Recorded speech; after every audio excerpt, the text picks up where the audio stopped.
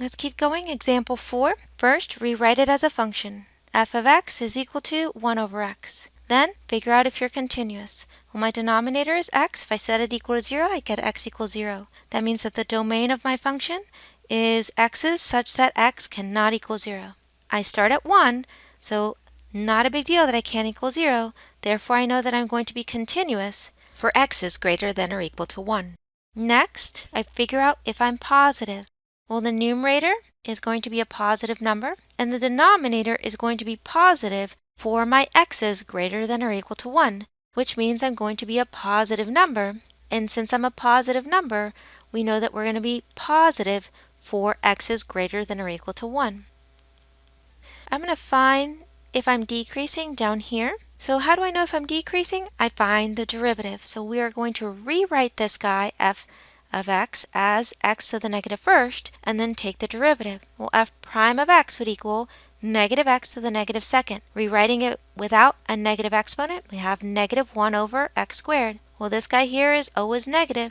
This guy here is always positive, which means I'm going to be a negative number. Since I'm always a negative number, that means I am decreasing for x's greater than or equal to 1. So I've shown that I'm continuous, positive, and decreasing. Now I get to use the integral test. The integral test says to let your infinite series equal the improper integral.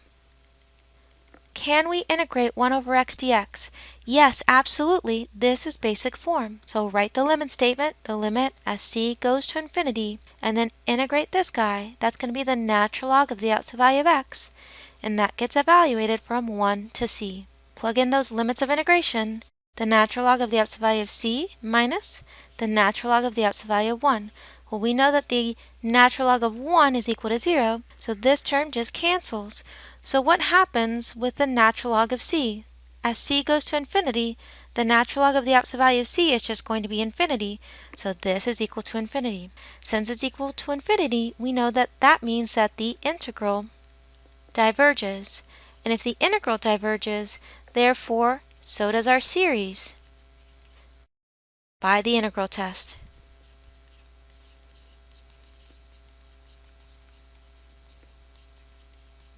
So I want to talk about example 4 real quick. Example 4 is what's known as a p-series or a power series. A power series or p-series is anything in the form the sum from n equal 1 to infinity of 1 over n to the p. So if we look at number 4, this is a p-series because it's going to be the sum from n equal 1 to infinity of 1 over n. In this case, I don't have an exponent on n, so I know my p, my power, is equal to 1. Now, for a p-series will diverge when p is less than or equal to 1. Well, look at this. P was equal to 1 here. Since p is less than or equal to 1, we know that this was going to diverge just because it's a p-series, which is exactly what we got using the integral test. For a p-series, if p is greater than 1, our series converges. So p-series are like geometric series. If we can recognize that the given series is a p-series and identify what p is, we can use p to determine if we converge or diverge. Recall, with our geometric series, we had the sum from n equals 0 to infinity of a times r to the n. And we knew that if we recognized the series as geometric, we looked for the absolute value of r. If the absolute value of r was less than 1, we knew that we were going to converge. And if the absolute value of r was greater than or equal to 1, we knew that we were going to diverge. So here, what we're saying is that if you recognize something as a p-series, you figure out what is p. When p is less than or equal to 1, you diverge. When p is greater than 1, you converge. Now the book calls this Theorem 9.11. So in the homework, you're going to notice that it says use Theorem 9.11 to determine whether your series converges or diverges. So when it's asking you to do that, this is the theorem that it's asking you to look at. For these problems, you're just going to identify what is p and then determine whether you converge or diverge. If p is less than or equal to 1, I diverge. If p is greater than 1, I converge. So let's look at the last two examples in this section where we're trying to determine if we converge or diverge just by recognizing our p-series. So number 5 is the sum from n equal 1 to infinity of 1 over n all raised to the 1/2 power. Well, I know that I can distribute that 1/2 power to both numerator and denominator. So that becomes 1 to the 1/2 over n to the 1/2. Well, 1 to the 1/2 is just going to be 1, so I'm really looking at the sum from n equal 1 to infinity of 1 over n to the 1/2. Well, this guy here is a p-series. How do I know? Because it's n raised to a power. So it's going to be a variable raised to a power, or a variable raised to a number. Remember, for our geometric, it was a number raised to a variable. This one's going to be a variable raised to a number. So for here, what is p? Well, p is a half. Well, what does that tell us? Well, when p is equal to a half, that means we are less than or equal to 1. Since we are less than or equal to 1, we know that this series diverges. So we wouldn't have to do more than this. Just recognizing the fact that it's a p-series, we can quickly determine, hey, this guy diverges because it's a p-series and p is less than or equal to 1. What about number 6?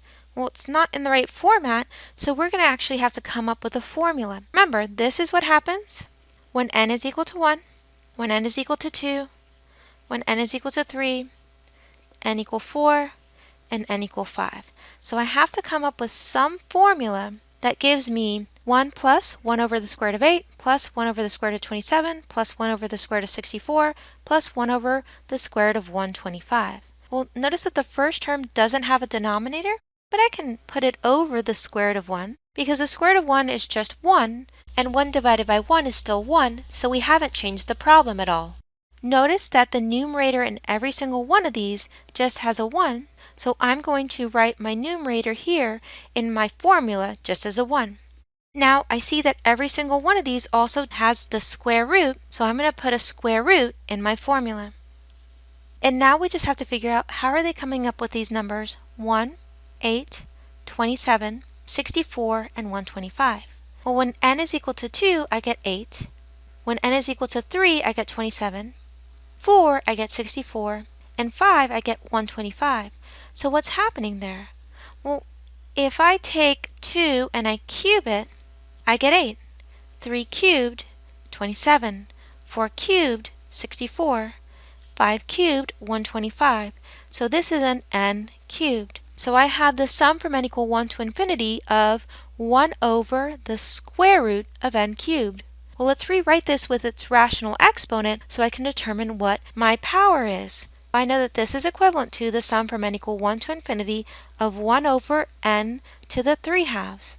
Well, this is a p-series. How do I know it's a p-series? Because it's a variable raised to a number. So in this particular example, my p is equal to 3/2. Well, 3/2 is a number that's greater than 1, and when you end up with a number that's greater than 1, you know that your p-series will converge. Therefore, this series converges. That's it for the integral test and p-series.